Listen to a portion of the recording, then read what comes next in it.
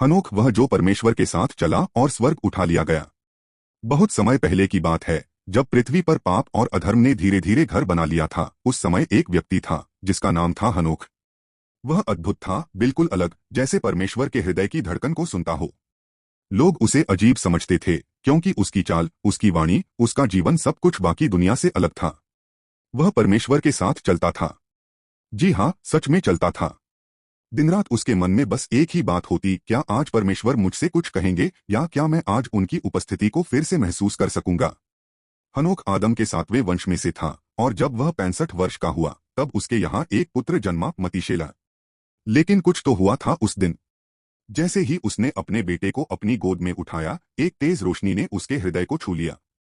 नहीं, वह कोई साधारण रोशनी नहीं थी। वह प्रकाश उस आत्मिक दुनिया से आया था जहां समय नहीं चलता, जहां पवित्रता सांस लेती है। उसी दिन से हनोक का जीवन बदल गया। वह और गहराई से परमेश्वर की तलाश करने लगा।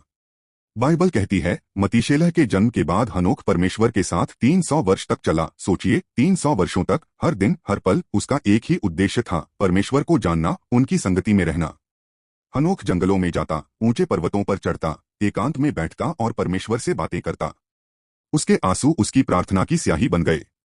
और तब एक दिन जब वह एक गहरी आराधना में डूबा था, एक अद्भुत घटना घटी।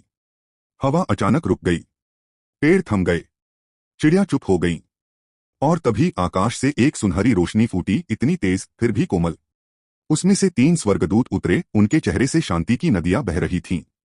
उनके वस्त्र आकाश के तारे जैसे चमकते थे, और जब वे बोले तो उनकी आवाज में संगीत बह रहा था। हनोक उनमें से एक बोला, परमेश्वर ने तुझे बुलाया है। तेरा जीवन पृथ्वी से परे है। तू एक दिन स्वर्ग में रहेगा, अब भी, अभी। हनोक भयभीत था नहीं, बल्कि उसकी आंखों में आश्चर्य और प्रेम था। वह उठ खड़ा हुआ।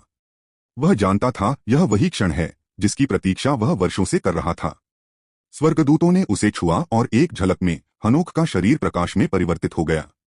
उसे अनुभव हुआ कि वह अब धरती के नियमों में नहीं बंधा, जैसे वह हल्का हो गया हो, जैसे प्रेम और शांति ने उसे गले लगाया है। और फिर वे उसे लेकर ऊपर की ओर उड़ चले, बादलों को पार करते हुए, सितारों के बीच से होते हुए, एक नए संसार की ओर। स्वर्ग, वह स्थान जिसे मनुष्य की आंखें देख नहीं सकती, वहां हनोक पहुंचा। वह चकित था। सैकड़ों, हजारों स्वर्गदूत आराधना कर रहे थे। उनके मुख से निकलने वाले गीतों में ऐसा तेज था जो आत्मा को भीतर तक छू जाए। हर दिशा में प्रकाश ही प्रकाश था, लेकिन वह तेज प्रकाश आंखों को चुभता नहीं था, बल्कि आत्मा को शांति देता था। और फिर परमेश्वर की उपस्थिति, वह शब्दों से परे थी। जैसे समय रुक गया।